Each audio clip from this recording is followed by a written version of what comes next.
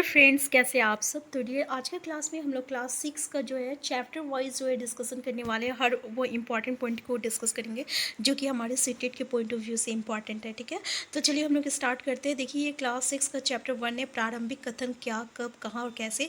और इस चैप्टर से बहुत सारे इंपॉर्टेंट पॉइंट बनते हैं हमारे एग्जाम में सीटेट के पॉइंट ऑफ व्यू से।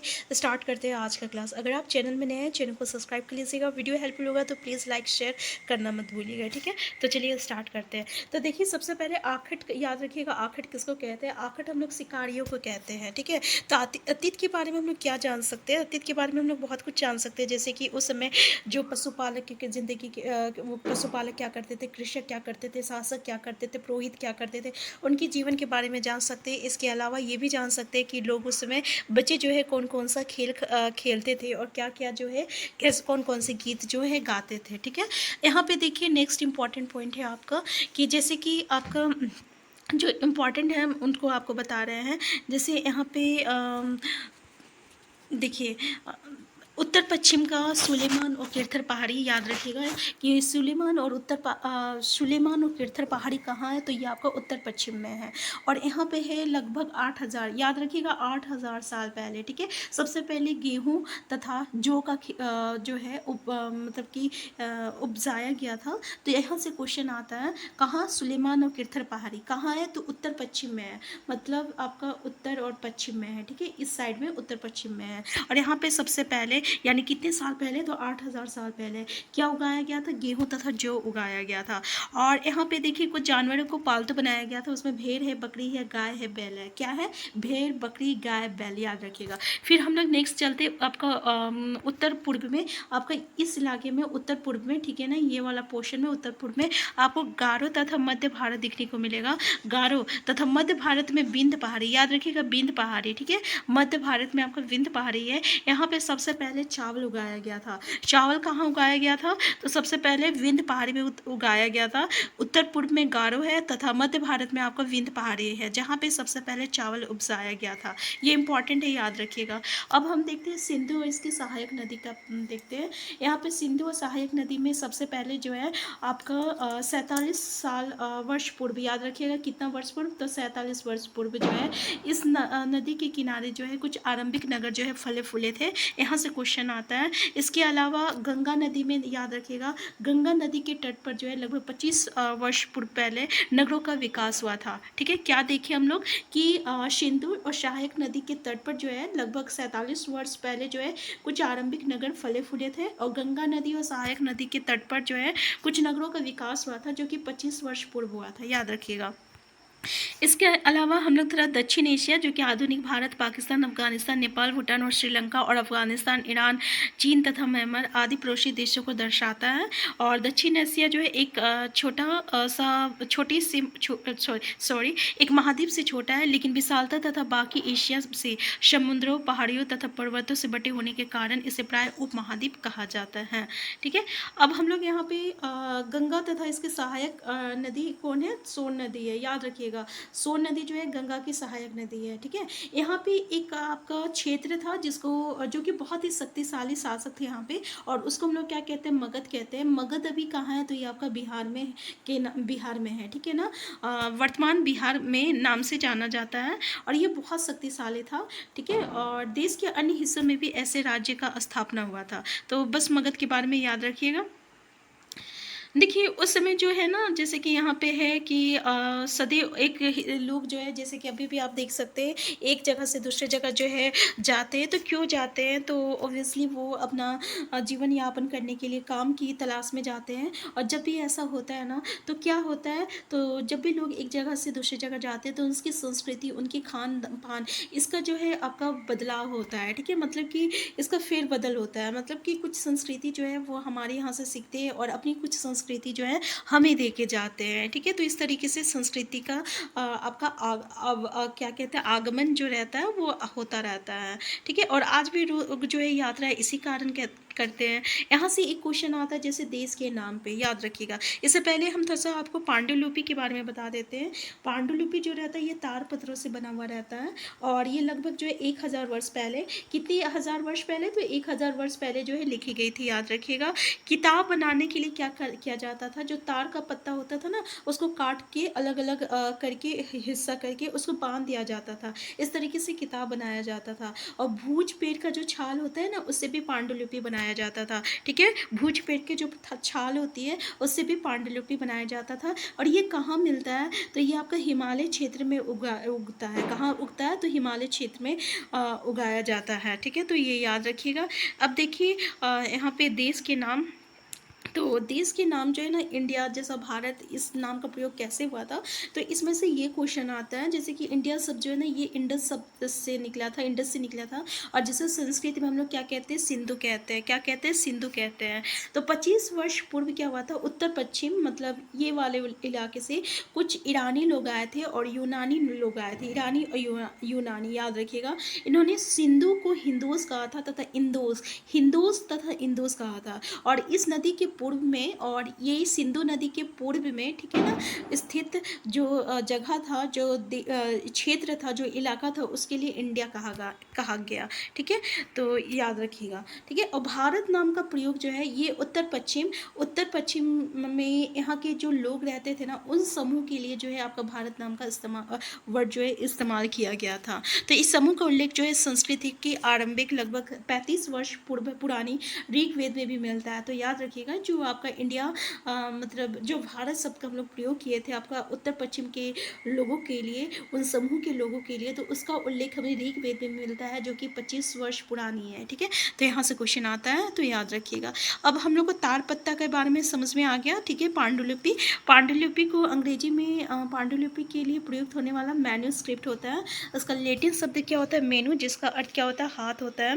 और ये पांडुलिपियाँ कहाँ से मिलता है, तो हमें तार के पत्ते से मिलता है। और हिमालय याद रखिएगा कि ये जो भूज नामक पेड़ जो है ना ये हम लोगों को कहाँ से मिलता है, हिमालय के क्षेत्र से मिलता है। ठीक है, तो यहाँ पे हम लोग पांडुलिपि के बारे में देखें कि पांडुलिपि क्या होता है। यहाँ पे हम थोड़ा सा देखेंगे कि ये अभिलेख क्या होता है। ठीक है, एक होती है पांडुलिपि जिसको हम लोग मैन्यूस्क्रिप्ट कहते हैं, और दूसरा अभिलेख होता है। अभिलेख जो होता है ना ये जो कठोर चीज़ होती है ना, कठोर मतलब जैसे कि पत्थर हो गया या लकड़ी हो गया, तो उस पर जो है उत्कीर्ण किया जाता है। ठीक है, इसको अभिलेख कहते हैं। और सबसे पहले ये जो है अशोक जो है, ये आपका अशोक का अभिलेख ये आपका सबसे जाना जाता है, अशोक।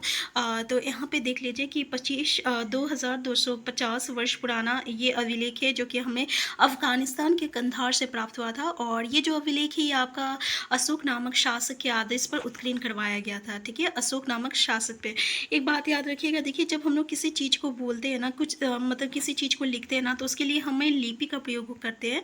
लेकिन अगर, और ये जो लिपियाँ जो होती है ना ये अक्षर या संकेत में लिखी जाती है, लेकिन जब हम लोग कुछ बोलते हैं ना तो हमें भाषा का प्रयोग करते हैं। ठीक है, तो यहाँ पे ये अभिलेख जो है इस क्षेत्र में प्रयुक्त होने वाली यूनानी तथा अरामिक, देखिए यूनानी और अरामिक ये दो विभिन्न लिपियों में लिखा गया था। और इससे जो है अभी तक पढ़ा नहीं गया है, इस पर अभी भी शोध जो है जारी है। ठीक है, तो क्या है, यूनानी तथा अरामिक है। कभी कभी क्वेश्चन पूछ लिया जाता है कि जो प्राकृत भाषा अधिकतर जो है इसकी अभिलेख जो है ना ये प्राकृत भाषा और ब्राह्मी भाषा में लिखा गया है, लेकिन कुछ अन्य भाषा भी लिखी गई थी जो कि आपका अरामिक है और यूनानी है। तो याद रखिएगा। अब यहाँ पे देखते हैं आपका कि जैसे कि आप देख सकते हैं कि अभिलेख में क्या क्या देखने को मिलता है। तो अभिलेख में जैसे उस समय राजा कैसे शासन करते थे, ठीक है ना, फिर उनके जो कार्य होता था, उनकी जो जीत होती थी, उनके बारे में हमें देखने को मिलता है। कभी कभी जो है आपका जो साधारण स्त्री पुरुष के बारे में भी जो है हमें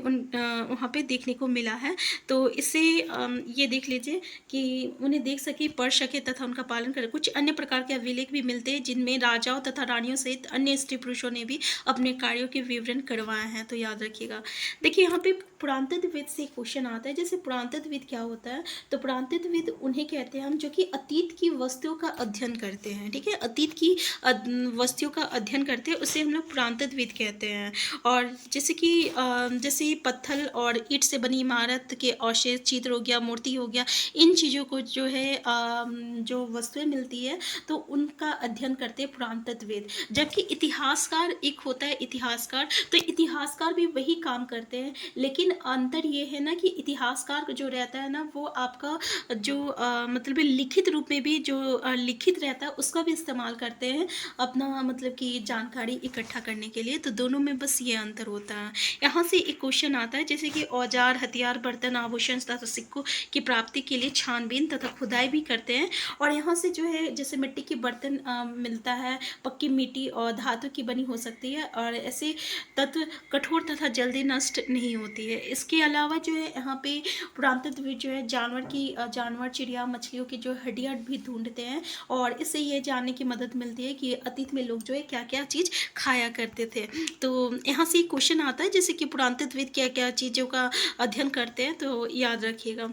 यहाँ पे देखिए कि इस तरह के पात्रों का प्रयोग जो है 47 वर्ष पूर्व होता था और एक पुराना चांदी का सिक्का है।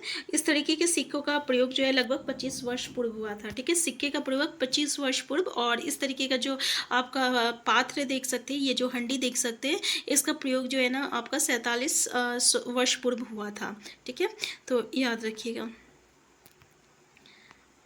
अब देखिए थोड़ा सा अतीत एक या अनेक, इसमें कुछ इंपॉर्टेंट नहीं है। जैसे आपको भी पता है कि अतीत जो है वो कभी एक नहीं हो सकता है, क्योंकि कोई राजा है, कोई भिखारी है, कोई शिकारी है, कोई आपका मतलब कि किसान है। तो सबकी अतीत जो होती है ना वो अलग अलग होती है, क्योंकि जब वो अलग है तो अतीत कैसे एक हो सकती है। ठीक है, यहाँ पे तिथियों का मतलब देखिए, यहाँ से थोड़ा सा क्वेश्चन आता है तिथि से लेकर। तो जब भी अगर हमें तारीख की बात बताएंगे तो हम लोग 2000 को एक आरंभिक बिंदु लेके चलते हैं और ईसाई धर्म प्रवर्त ईसा मसीह के जन्म की तिथि से की जाती है। ठीक है, इसका गणना जो होता है यानी वर्ष की गणना जो होता है हम लोग ईसाई धर्म प्रवर्तक ईसा मसीह के जन्म की तिथि से करते हैं। जैसे कि 2000 वर्ष कहने का तात्पर्य यह होता है कि ईसा मसीह के जन्म की 2000 वर्ष के बाद से होता है। ठीक है, और ईसा मसीह के जन्म के पूर्व की सभी तिथियां जो रहता है वो ईसा पूर्व मतलब ईसा पूर्व इस तरीके से हम लोग लिखते हैं। इसका मतलब होता है ईसा से पहले, मतलब ईसा मसीह के जन्म से पहले। ईसा पूर्व मतलब क्या हो गया, ईसा मसीह के जन्म से पहले। ठीक है, तो 2000 को हम लोग क्या करते हैं, केंद्र बिंदु लेके चलते हैं। जैसे यहाँ पे कुछ आता है जैसे कि आपका अंग्रेजी में अगर बीसी आता है, ठीक है, तो हिंदी में हम लोग ईसा पूर्व लिखते हैं। इसका तात्पर्य क्या होता है, बिफोर क्राइस्ट होता है। बिफोर क्राइस्ट मतलब ईसा पूर्व, यानी ईसा मसीह का जन्म से पहले का जो तिथि होती है उसके बारे में ये डिनोट कर रहा है। कभी कभी तुम तिथियों से पहले एडी, अगर एडी मतलब हम लोग देखें तो इसका मतलब होता है एनो डोमिनी। एनो डोमिनी जो होता है ना ये आपका लैटिन शब्द से बना होता है और इसका तात्पर्य क्या होता है, तो ईसा मसीह के जन्म के वर्ष होता है। एनो डोमिनी मतलब क्या हुआ, यानी जिस वो वर्ष जिसमें ईसा मसीह जो है जन्म लिए थे। और कभी कभी हम लोग एडी की जगह जो है सीई देखने को मिलता है, याद रखिएगा सीई। और कहीं हम लोगों को बीसी देखने को मिलता है और कहीं हम लोगों को बीसीई देखने को मिलता है। देखिए सीई मतलब क्या होता है, कॉमन एरा होता है, और बीसीई मतलब क्या होता है, बीसी मतलब होता है बिफोर कॉमन एरा होता है। ठीक है ना, कॉमन एरा और बिफोर कॉमन एरा। ठीक है, तो इन शब्दों का प्रयोग हम लोग इसलिए कहते हैं क्योंकि अभी अधिकांश देश में जो है अब इसी कैलेंडर को जो है सामान्य माना गया है और इसी कैलेंडर का इस्तेमाल जो है हर एक देश में की जाती है। तो भारत में तिथियों की इस रूप का जो प्रयोग जो है ना ये लगभग जो है 200 वर्ष पूर्व आरंभ हुआ था। कितना, तो 200 वर्ष जो है पूर्व आरंभ हुआ था। देखिए यहाँ से डायरेक्ट आपको क्वेश्चन पूछा जाता है, कभी फुल फॉर्म से क्वेश्चन पूछा जाता है या कभी एडी का मतलब पूछ लिया जाता है या बिफोर क्राइस्ट का मतलब पूछ लिया जाता है। तो याद रखिएगा कभी कभी बीपी का भी यूज़ होता है। तो बीपी जो होता है इसका मतलब ये होता है बिफोर प्रेजेंट होता है, यानी वर्तमान से पहले होता है। तो इस चैप्टर में यही कुछ इंपॉर्टेंट था जो कि हम लोग डिस्कस कर चुके हैं। चलते हैं नेक्स्ट चैप्टर में। तो देखिए नेक्स्ट चैप्टर है हम लोग का आखट खाद्य संग्रह से भोजन उत्पादन तक। अब देखिए इसमें से भी कुछ इंपॉर्टेंट क्वेश्चन जो है हमें एग्जाम में देखने को मिलता है। तो चलिए स्टार्ट करते हैं डियर आज का नेक्स्ट चैप्टर को। तो देखिए आरंभिक मानव आखिर वो इधर उधर क्यों घूमते थे, यहाँ से क्वेश्चन आ जाता है डायरेक्ट। तो इधर उधर क्यों घूमते थे, तो जैसे कि यहाँ के लोग जो है ना वो आपका मतलब एक जगह से दूसरी जगह घूमते थे। इसके बहुत सारा कारण हो सकता है। पहला कारण तो ये कि उस समय लोग जो है शिकार किया करते थे और जो फल फूल होते थे ना वन के जो भी पेड़ पौधे का जो सामान होता था उसी पे जो वो डिपेंड होते थे। ठीक है, तो जो पहला कारण ये होता है ना कि जब एक ही जगह पे वो अधिक दिन तक रहते थे तो वहाँ के जितने भी फल फूल पौधे होते थे या जानवर होते थे उसको खा के वो खत्म कर देते थे और इस तरीके से भोजन की तलाश के लिए वो जगह छोड़ के दूसरी जगह जाना पड़ता था। पहला कारण ये हो गया। दूसरा कारण ये होता था ना कि जब वो शिकार करते थे तो शिकार के पीछे पीछे जो है वो एक जगह से दूसरी जगह चले जाते थे। तीसरा कारण ये होता था ना कि कभी कभी क्या होता था कि पेड़ों पौधे, कभी कभी क्या होता है कि पेड़ों पौधे जो रहता है ना अलग अलग मौसम में अलग अलग जगह पे उगता है, तो उसके अनुसार जो भी वो अपना जो है जगह जो है चेंज करते थे और अलग अलग इलाकों में घूमते थे। कभी कभी ये भी हो सकता था कि जिस जगह पे वो रहते थे वहाँ की पानी जो है सूख जाता था, तो पानी की तलाश में उससे एक जगह से दूसरी जगह जाना पड़ता था। डायरेक्ट यहाँ स्टेटमेंट बेस्ड क्वेश्चन आता है, तो ये 4 रीजन है जिसके कारण जो आपका आखट खाद्य संग्रह लोग जो है एक जगह से दूसरी जगह जो है घूमते थे। ठीक है, डायरेक्ट क्वेश्चन आता है तो याद रखिएगा। अब देखिए आरंभिक मानव के बारे में जानकारी कैसे मिलती है। तो जैसे कि देखिए उनके बारे में पुरातत्वविद जो है जो भी वस्तुएं मिलती थी उन लोगों को, तो उनसे जो है वो मतलब जानकारी इकट्ठा करने की कोशिश करते थे। जैसे कि उसमें औजार मिला था फूल काटने के लिए, हड्डियाँ मिला, जो औजारें मिली थी, ठीक है, उससे वो क्या क्या कर सकते थे। इनमें से पत्थरों के औजार आज भी बचा हुआ है, तो इससे या तो वो फल फूल काटते थे या तो हड्डियाँ या मांस काटते होंगे, या पेड़ों की छाल या जानवरों की खाल उतारने के लिए भी किया करते थे। ठीक है, तो जो चीज़ें मिलती थी उन्हीं से अनुमान लगाया जाता था कि उस समय लोग जो है क्या क्या किया करते थे। जैसे कि यहाँ पे देख सकते हैं इंसान के खाने योग्य जड़ों को खोदने के लिए भी जो है ये इस तरीके के जो आपका औजार मिले थे, हो सके वो किसी वस्त्र को सिलने के लिए या जो मतलब खोदने के लिए जो है इस्तेमाल किया करते थे। ठीक है, अब देखिए यहाँ से कुछ चीज़ इंपॉर्टेंट हो जाता है जो कि हम लोग यहाँ पे डिस्कस करते हैं। चलिए, जैसे कि यहाँ पे आपका कुछ दिया हुआ है पुरापाषाणिक पुरास्थल, नवपाषाणिक पुरास्थल और महापाषाणिक पुरास्थल। आपको कभी कभी क्वेश्चन पूछ लिया जाता है कि कौन सा पाषाणिक पुरास्थल है, कौन सा नवपाषाणिक पुरास्थल है और कौन सा महापाषाणिक पुरास्थल है। जैसे कि पुरापाषाणिक पुरास्थल में कुरनूल गुफाएं, हुसगी, याद रखिएगा, कुरनूल गुफाएं, हुसगी, भीमबेटका, ये 3 है। ठीक है, भीमबेटका, हुसगी और कुरनूल गुफाएं, ये आपका पुरापाषाणिक पुरास्थल में आता है। जबकि नवपाषाणिक पुरास्थल में आपका हल्लूर आएगा, पेमपल्ली आएगा और कौल्डी हवा आएगा, महागढ़ा आएगा, चिरांद आएगा और दावाजली होर्डिंग आएगा, सॉरी हेडिंग आएगा। देखिए यहाँ पे दावाजली हेडिंग है, चिरांद है और कौल्डी हवा है, महागढ़ा है और पेमपल्ली है और हल्लूर है। डायरेक्ट क्वेश्चन पूछा जाता है तो यहाँ पे आपको याद रखना होगा कि नवपाषाणिक पुरास्थल में पूरे 7 जगह आता है, जिसमें से हल्लूर रहेगा, पेमपल्ली रहेगा, कौल्डी हवा रहेगा और आपका महागढ़ा रहेगा, चिरांद आएगा और दावतजली आएगा। 6 जगह है। ठीक है ना, आगे और देख लेते हैं। और सॉरी यहाँ पे और भी 2 है, आपका बुर्जहोम है और मेहरगढ़ है, यानी पूरे 9 जगह है, बुर्जहोम और मेहरगढ़। बुर्जहोम और मेहरगढ़ जो है कहाँ किस में आएगा, तो नवपाषाणिक पुरास्थल में आएगा। ठीक है, किस में आएगा, नवपाषाणिक पुरास्थल में आएगा। महापाषाणिक पुरास्थल में कौन कौन सी जगह आती है, तो इसमें आदि चंद्रलूर आती है और ब्रह्मगिरी आती है, ब्रह्मगिरी और आदि चंद्र। तो आपको ये 2 चीज़ तो बिल्कुल याद हो जाएगा आसानी से कि महापाषाणिक पुरास्थल में सिर्फ 2 जगह आता है, एक ब्रह्मगिरी आता है, एक आदि चंद्रलूर आता है। और पुरापाषाणिक पुरास्थल में 3 जगह आता है, एक खुसकी आता है, एक कुरनूल गुफा आता है, एक भीमबेटका आता है। इसके अलावा आपको जो जगह देखने को मिले ऑप्शन में वो आपका किस में आ जाएगा, तो वो आपका नवपाषाणिक पुरास्थल में आएगा। तो यहाँ से डायरेक्ट क्वेश्चन पूछा जाता है तो याद रखिएगा। अब देखिए भीमबेटका से क्वेश्चन पूछा जाता है कि भीमबेटका कहाँ है, तो ये आपका मध्य प्रदेश में है, डायरेक्ट क्वेश्चन आता है। ठीक है, तो इस यहाँ पे गुफाएं मिली है और हो सके गुफाएं में लोग जो है बारिश या हवा से बचते होंगे। और ये गुफा कहाँ है, तो नर्मदा घाटी के पास है, याद रखिएगा, नर्मदा घाटी के पास है। और यहाँ पे जो है हमें शैल चित्र मिले हैं। शैल चित्र जिन गुफाओं में लोग रहते थे ना, उन गुफाओं में क्या करते थे, दीवारों में चित्र भी बनाया करते थे। तो कुछ उदाहरण जो है हमें मध्य प्रदेश और दक्षिण उत्तर प्रदेश की गुफाओं में देखने को मिला है, जहाँ पे हमें जानवरों की बहुत ही अच्छी कुशलता पूर्वक जो है आपको चित्रण देखने को मिला है। कहाँ है, मध्य प्रदेश और उत्तर प्रदेश में मिला है। ठीक है, तो भीमबेटका कहाँ है, आपका मध्य प्रदेश में। क्वेश्चन आता है, याद रखिएगा। देखिए नेक्स्ट पॉइंट है हम लोग का पुरास्थल। पुरास्थल हम लोग को किसको कहते हैं, पुरास्थल हम लोग ऐसे स्थान को कहते हैं जहाँ से हमें जो है आपके अतीत की चीज़ें देखने को मिलती है और उसके अवशेष मिलती है, जैसे कि औजार हो गया, बर्तन हो गया, इमारत हो गया, ऐसी चीज़ें जो है हमें पुरास्थल से मिलती है। और इन चीज़ों का जो है आपका पुरातत्वविद जो रहते हैं अतीत का अध्ययन करने में इस्तेमाल करते हैं। तो क्लियर है यहाँ तक। देखिए कभी कभी जो है ना ये हमें ज़मीन के ऊपर भी मिलती है, कभी समुद्र और नदी के तल पे भी मिलती है। तो इन पुरास्थलों के बारे में आपको अलग अध्याय में बताया जाएगा। तो याद रखिएगा कि ये जो चीज़ें होती है वो हमें ज़मीन के ऊपर भी मिल सकती है और ज़मीन के नीचे भी मिल सकती है और कभी कभी तो हमें समुद्र या नदी के तल में भी मिलती है। ठीक है, यहाँ से एक क्वेश्चन आता आग की खोज से, कुरनल गुफा, याद रखिएगा कुरनल गुफा। तो यहाँ पे हमें राख के अवशेष मिले हैं। इसका मतलब क्या हुआ कि लोग जो है आरंभिक लोग वो आग भी जलाते होंगे, और अगर आग जलाते होंगे तो क्यों जलाते होंगे, तो या तो प्रकाश के लिए जलाते होंगे, या तो आपका खतरनाक जो जानवर होते हैं उनको दूर भगाने के लिए जलाते होंगे, या तो मांस को भूनने के लिए जलाते हैं होंगे। ठीक है, तो यहाँ पे 3 स्टेटमेंट पूछा जाता है इस तरीके से, तो याद रखिएगा यहाँ से क्वेश्चन आता है।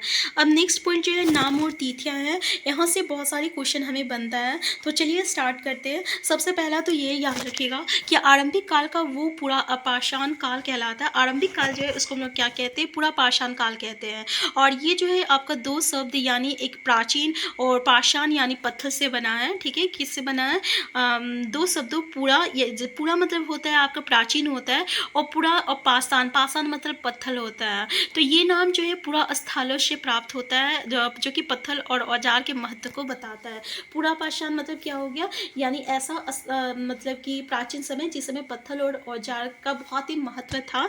ठीक है, और ये जो है इसका अगर टाइमिंग ड्यूरेशन हम लोग देखें तो 20 लाख साल पहले से 12,000 साल पहले के दौरान का जो समय है ना, ये आपका पूरा पाषाण काल कहलाएगा। 20 लाख साल, याद रखिएगा 20 लाख साल पहले से 12,000 साल पहले का जो टाइम ड्यूरेशन है, इसको हम लोग पूरा पाषाण काल कहते हैं। और इस काल को जो है 3 भागों में विभाजित किया जाता है, आरंभिक, मध्य और उत्तर पूरा पाषाण काल। आरंभिक, मध्य, पूरा पाषाण काल। इसमें से एक बहुत ही इंपॉर्टेंट क्वेश्चन आता है कि अधिकतर जो कहानी जो अभी हम लोग पढ़ते हैं ये किस काल में घटित हुई है। तो याद रखिएगा जो 99% यानी 100% में से 99% यानी सिर्फ 1 ही परसेंट है जो कि हमें नव पाषाण काल में और मध्य पाषाण काल में देखने को मिलेगा। इसके अलावा जो 99% जो कहानियां हमें देखने को मिलती है ये हम लोगों को पूरा पाषाण काल में ही देखने को मिलता है। यहाँ से एक क्वेश्चन आता है तो याद रखिएगा।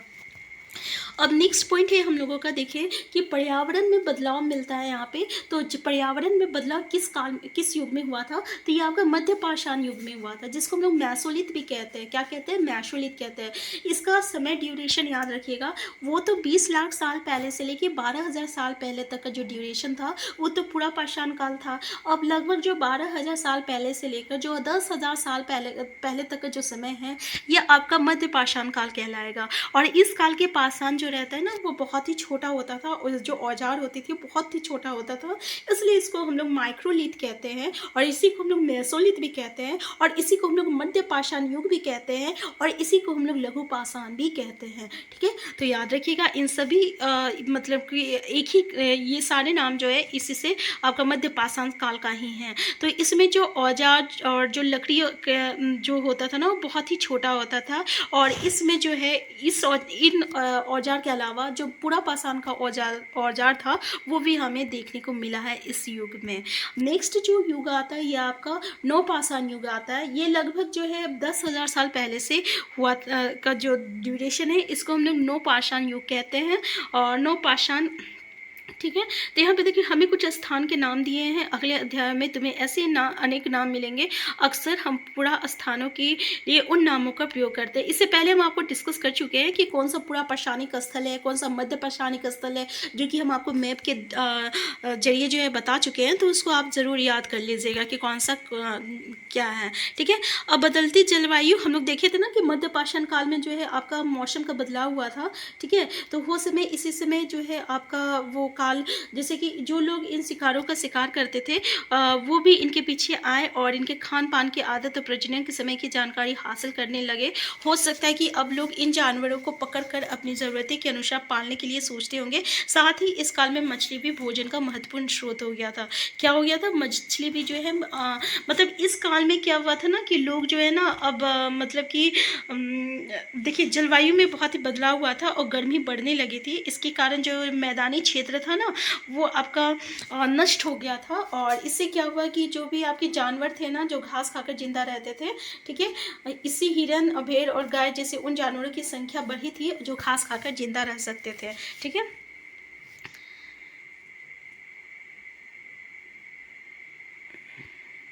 एक मिनट, थोड़ा-सा हमको यहाँ पे बोलने में थोड़ा-सा मिस्टेक हो गया था, थोड़ा-सा मिस्टेक हो गया। देखिए ध्यान से कि 12,000 साल पहले जलवायु में बदलाव आया था, गर्मी बढ़ने लगी थी और इसी के कारण जो घास वाले मैदानी क्षेत्र था ना, वो बढ़ने लगे थे। हम नष्ट बोल दिए थे बाय मिस्टेक, उसके लिए सॉरी। तो ये जो मैदानी क्षेत्र था ना, वो बढ़ने लगा था, जिसके कारण ऐसे जानवर जो कि घास खाकर रहते थे, वो जो है उनकी संख्या बढ़ने लगी थी, ठीक है? और फिर लोग जो है ना शिकार के साथ साथ जो है इन लोगों को जो है पालना भी स्टार्ट कर दिए थे और साथ ही इस काल में मछली भी जो है एक भोजन का स्रोत बन गया था। तो इस तरीके से जो है धीरे धीरे लोग जो है जब पशु पालन करने लगे, फिर धीरे धीरे वो क्या करने लगे, कृषक बन गए। वो क्या करने लगे कि गेहूं को इकट्ठा, मतलब जो आपके अनाज होता था ना, उसको इकट्ठा करने लगे। फिर इकट्ठा करने के बाद जो है उसे उगाने लगे। तो उगाने के बाद जो है उगाने के लिए जो है उन्हें एक ही जगह पर रहना पड़ता था। तो इस तरीके से वो क्या किए, ताकि वो मतलब कि जो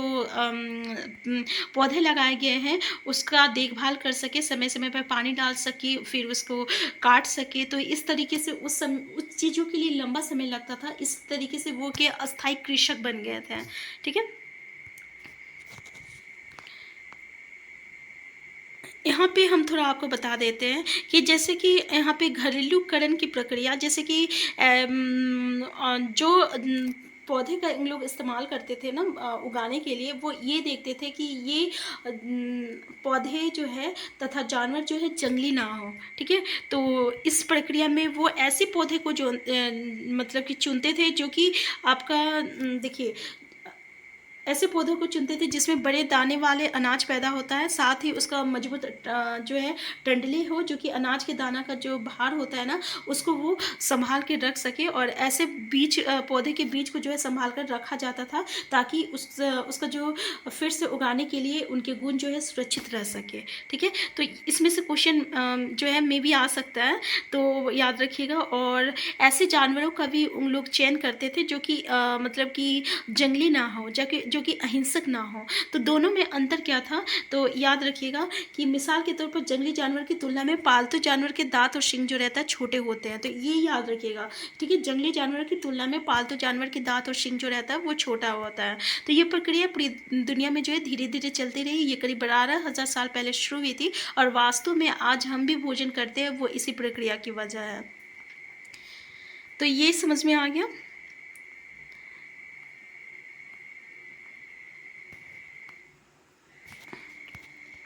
अब देखिए यहाँ पे जो है एक ही चीज़ को बताया गया है, ठीक है ना। तो जहाँ से जो इम्पोर्टेंट पॉइंट है ना, हम उन्हीं को डिस्कस कर रहे हैं, इसलिए जो इम्पोर्टेंट नहीं है उसको हम स्किप करते हैं। जैसे कि अस्थायी जीवन की ओर, जैसे कि आप अभी हम लोग डिस्कस किए थे कि किस तरीके से लोग जो है अस्थायी जीवन जीने लगे थे। और यहाँ पे आपका एक क्वेश्चन आता है, जैसे कि नवपाषाण युग के पुरास्थलों में कई प्रकार के मिट्टी के बर्तन जो है मिले हैं और उसमें अलंकरण, मतलब उसमें चित्र भी बनाया गया था। तो बर्तनों का उपयोग जो है किस लिए किया गया होगा, तो अब जो है लोग जो है अस्थायी कृषक बन गए थे, ठीक है। तो कृषक बनने के लिए उसे क्या करना पड़ता था कि चीज़ों को जो है स्टोर करके रखना पड़ता था। तो इसके लिए उन्हें बर्तन की ज़रूरत पड़ती थी, ठीक है। तो इसके लिए वो क्या किए, इस तरीके के बर्तन जो है बनाने लगे और फिर उसको जो है स्टोर करके रखने लगे। या तो वो खाना पकाने के लिए भी इन चीज़ों का इस्तेमाल किया करते थे। देखिए सूक्ष्म निरीक्षण, यहाँ से क्वेश्चन हमें देखने को मिलता है मेहरगढ़। तो मेहरगढ़ जो है ना, ये ईरान जाने वाले सबसे महत्वपूर्ण रास्ते बोलन दरी के पास जो है एक हरा भरा समतल स्थान है। याद रखिएगा, बोलन दरी के पास एक हरा भरा समतल स्थान है। मेहरगढ़ जो है सभ्यता वो स्थान है जहाँ के स्त्री पुरुष ने इस इलाके में सबसे पहले जो गेहूं उगाया था और भेड़ बकरी पालना सीखा। तो यहाँ से क्वेश्चन आता है, तो सबसे पहले जो है जो और गेहूं जो है उगना और भेड़ बकरी पालना कहाँ से हुआ था, तो ये मेहरगढ़ में हुआ था। कहाँ हुआ था, मेहरगढ़ में हुआ था। मेहरगढ़ कहाँ है, तो ये ईरान जाने वाले सबसे महत्वपूर्ण रास्ते बोलन दरी के पास है, ठीक है। तो यहाँ विभिन्न प्रकार की जानवर की हड्डियां मिली, इनमें हिरन तथा सुअर जैसे जंगली जानवर है और भेड़ और बकरी की हड्डियां भी मिली हैं। और यहाँ मेहरगढ़ से और एक क्वेश्चन आता है, याद रखिएगा कि मेहरगढ़ में इसके अलावा चौकोर कैसा घर मिला है, तो चौकोर और आयातकार घर के अवशेष मिले हैं। और प्रत्येक घर में जो है 4 या उससे ज़्यादा कमरा रहता था और जिनमें से कुछ जो है भंडार के काम में भी आता होगा। तो याद रखिएगा, यहाँ से ये क्वेश्चन बनता है। इसके अलावा जो है मृत्यु के बाद जो है सामान्यतः मृत्यु क्योंकि जो मृतक के जो सगे संबंधी होते हैं ना, उसके प्रति सम्मान भी जताते थे, और लोगों की आस्था था कि मृत्यु के बाद भी एक जीवन होता है, इसलिए उसके कब्र में जो है उसके बहुत सारे खाने पीने की चीज़ या उसकी जो चहेती चीज़ होती थी ना, उसे जो है रख दिया करते थे। जैसे कि आप यहाँ पे देख सकते हैं कि इस कब्र में जो है बकरी की जो है आपका बकरी को भी दफनाया गया था। ठीक है, तो यहाँ से क्वेश्चन आपको देखने को मिलता है, तो याद रखिएगा। तो यहाँ से मेहरकर का घर से एक क्वेश्चन आता है, ठीक है, कि उसके घर किस तरीके के से था, तो यहाँ से ये क्वेश्चन आता है। तो देखिए हम लोग सारी चीज़ जो है चैप्टर 1 चैप्टर 2 का डिस्कस कर चुके हैं, इससे बाहर जो यहाँ पे क्वेश्चन नहीं मिलता है, स्टेटमेंट बेस्ड क्वेश्चन आता है, ऐसे स्टेटमेंट बेस्ड जो है क्वेश्चन जो है हमें देखने को मिलता है। ठीक है, अब देखिए जैसे कि यहाँ पे हम आपको बता देते हैं, जैसे कोई अस्थायी कृषक बन गए, तो जब वो कृषक बनते थे तो उसे एक ही जगह पे रहना पड़ता था, इस तरीके से वो अस्थायी बन गए, क्योंकि पहले उसे बीज को बोना पड़ता था, फिर उसे खाद के रूप में जो है इस्तेमाल करना पड़ता था, फिर उसको भंडार के लिए रूप में रखना पड़ता था, जैसे कि पौधे उगाने से लेकर उसको देखभाल करने के लिए बहुत ही समय लगता था, बीज को बोना पड़ता था, फिर फसलों को पकने तक उसकी सिंचाई करनी पड़ती थी, खरपतवार हटाना पड़ता था, जानवर और चिड़ियों से उसकी रक्षा की जाती थी। तो इस समय में इस दौरान उसे बहुत ही लंबा समय लग जाता था, इस तरीके से वो जो है एक अस्थायी बन गए और एक जगह रहने लगे थे। लेकिन अभी भी बहुत लोग थे जो कि मतलब कि जो एक जगह से दूसरी जगह घूमते रहते थे। ठीक है, तो ये हम नेक्स्ट क्लास में पढ़ेंगे। तो अगर आप चैनल में नए हैं, चैनल को सबसे पहले सब्सक्राइब कर लीजिएगा। वीडियो हेल्पफुल होगा तो प्लीज़ लाइक शेयर करना मत भूलिएगा। अगर आपकी कोई भी क्वेरीज होगी तो कमेंट बॉक्स में ज़रूर बताइएगा। हम फिर मिलते हैं नेक्स्ट क्लास में। Thank you.